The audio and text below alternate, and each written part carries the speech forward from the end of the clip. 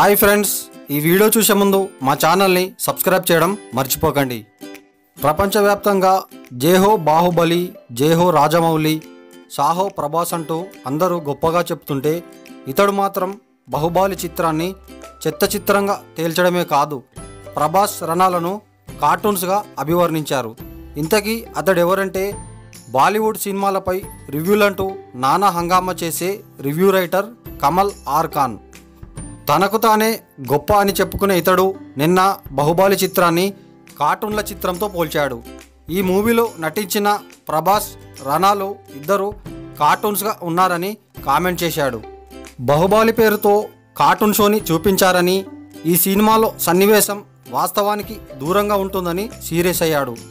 Computer game లాంటి cinema ఇదని, ఈ ఏడాది చెత్త దర్శకుడిగా రాజమౌళికి అవార్డు ఇవ్వొచ్చని చెత్త కామెంట్స్ చేశాడు.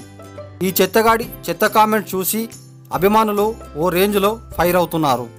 ఫ్యాన్స్ ముందు ఈ మాట అని చూడు తెలుస్తుంది అంటూ అతడికి ఘాటుగా కామెంట్స్ రూపంలో సమాధానం చెబుతున్నారు.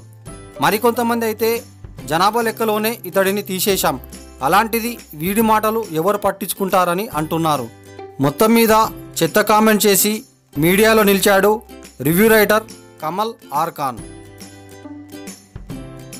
Okay friends, thanks for watching.